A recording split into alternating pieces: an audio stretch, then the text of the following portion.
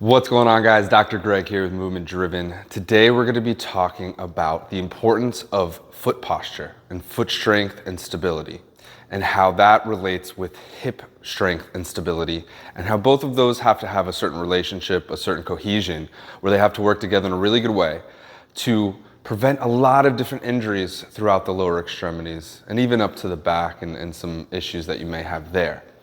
So when we talk about knee pain, plantar fasciitis, Achilles tendinitis, any of these kind of repetitive stress injuries in the lower half, I often see two things pop up in a majority of patients that come through my door.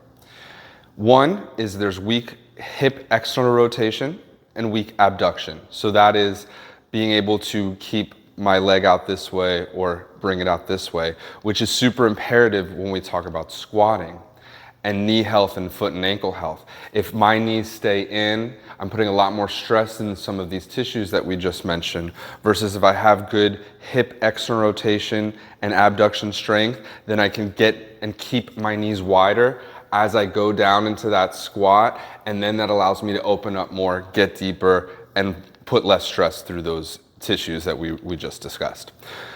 Now, let's go back to that foot posture. Because, well, like I said before, these two things go hand in hand. So when we have poor foot posture, i.e. flat feet, and our feet start to over-pronate and they start to go in, what happens to the rest of my body or the rest of my legs? As my feet collapse in, you can see my tibia, my shin bone, starts to rotate, which brings my knee inward, which brings the femur, the thigh bone inward, and then the hips collapse. And so all of these things go together.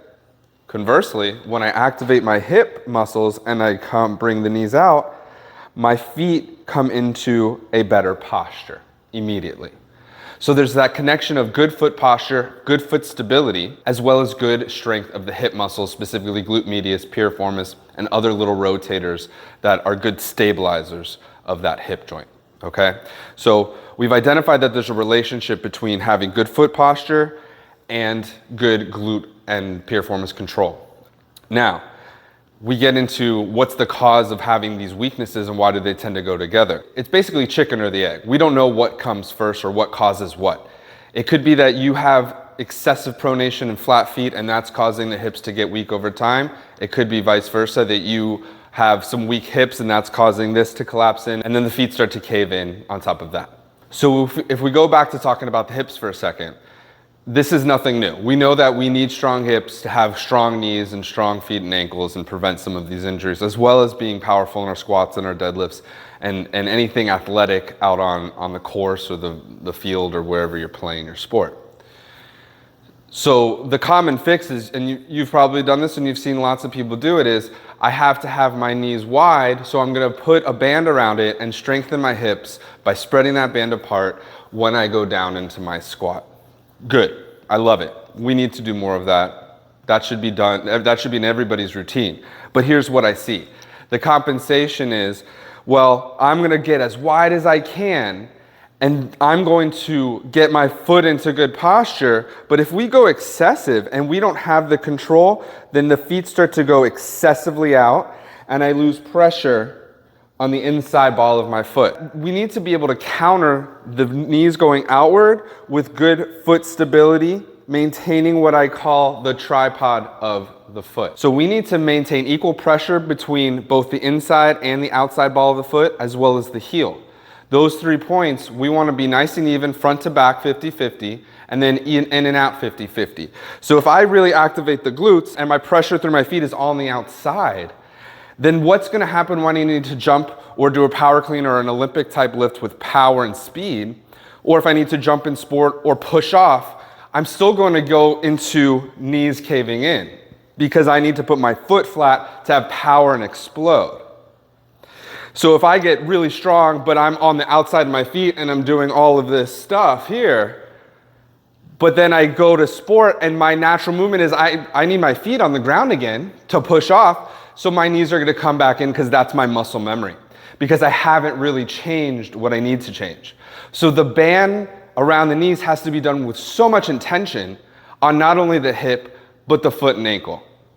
So we'll go through a couple of drills, specifically talking about how to build good foot posture, what is good foot posture, how to activate the right muscles, how to avoid compensations, and then how to add in some hip strengthening coinciding with that foot strengthening so that when you get into your squat, you can stay stable there, knees wide, get deeper, be powerful coming out of that, be explosive, and have all of your muscles, all of your joints optimized in the way that they move together to produce power, speed, strength out in the sport, as well as prevent injury.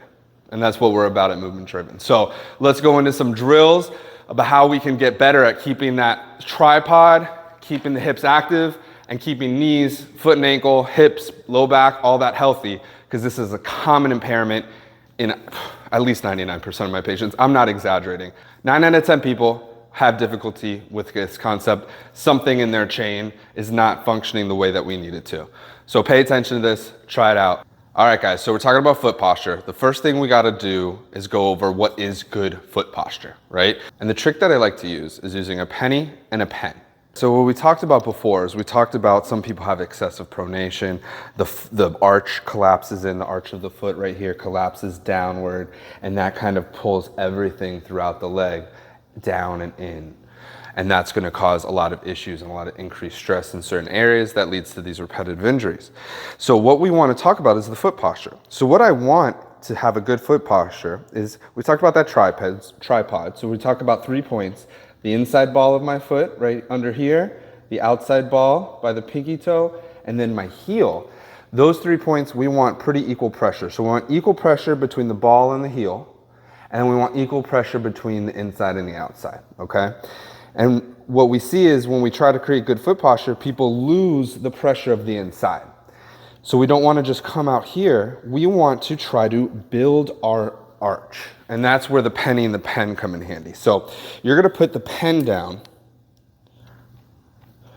right underneath the middle of the arch, okay? You can even kind of touch it with your foot a little bit. The penny is going to go underneath the inside ball of the foot, right under there. And so what I'm trying to do is pull away from the pen and slide that penny towards my heel. Slide the penny, drop down. Now I'm touching the penny's pushing away, and I'm going to slide it. So I'm still making contact here, and I feel the muscles in the arch of my foot on fire because I'm activating the right way rather than collapsing inward, okay? So that's the first drill. Now what you're going to feel is you're going to want to scrunch the toes, and that's going to be a common compensation. And when you're squatting, if you feel like you do a lot of toe gripping, that might be a compensation for what you're doing. You're doing too much toe gripping and not enough arch building when you're doing your squats. So when you do that penny in the pen exercise, make sure you're not scrunching the toes right here, and this is staying flat, and you're trying to build the arch. Now I'm doing this in standing. If this is hard to do in standing, do it in a seated position first, and just work on building it.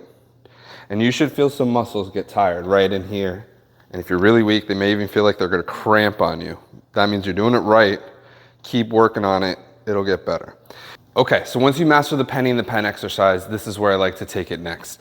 I have a small power band, and I attach it to something. It can be a heavy weight or a squat rack, anything you got around the gym or the house, okay? So you're gonna take that band, I'm going to put some tension through it, so I'm gonna pull it out, build some tension, and then I'm gonna take that loop that's created at the end of the band, and I'm gonna put the inside ball of my foot right there in the loop. So now I have some tension on that band. Maybe I need a little more to challenge myself. Okay, so I got some tension in that band. And now here's my goal. Just like the penny and the pen exercise, I wanna build an arch, but if I leave the penny or leave the band, then the band shoots away. I have to maintain contact point of that middle ball of the foot while I build my arch and work on getting my knee out wide so that I can begin to strengthen the arch the right way. So this is basically a way that if you're letting go of this too often, you know you're cheating yourself in the exercise. So now once I have it there, let's go through some progression. So we can start just doing the arch build like we did, where I have 50-50 staggered stance. My knee's going out. I'm building that arch, just like we do with the penny and the pen. From there, I like to work on balance. So I'm just gonna hold here, stand up here, and I can feel my foot instantly react and have to build that arch. You wanna think strong hip. All of this kind of stuff is necessary to learn. So if you're a little messy, don't worry about it. That's you learning. And your foot's gonna get tired in that posture, okay? So that's a good place to start. The next progression I like to do is just working on, so we've already worked on here. Now what we can do is do a little mini squat. So I like to do 80-20 squat here. I got 80% here, 20% in the back toe here. I'm going down, I'm spreading that knee and holding the posture of that foot. I can hold here a few seconds, come back up, and you're feeling this in the foot, especially if you've already done those other drills just before. Is really starting to get tired now, okay? From there, our next progression is add a band around the knee. So now I'm having to activate the hip rotators against some resistance while still keeping good posture of the foot, holding onto that green band. And then I can do some of the same squats, some of the balance techniques. I can also get into kind of like a modified deadlift. I can hold a weight, get into a deadlift. So these drills are great for teaching you how to properly activate the foot posture. But remember, this doesn't just stop with doing it during these drills. You have to then take what you're trying to train your brain and how you're trying to activate those muscles, take that skill that you're developing into your squats and your deadlifts and your heavy power movements and Olympic type lifts. Take it into your jumping training.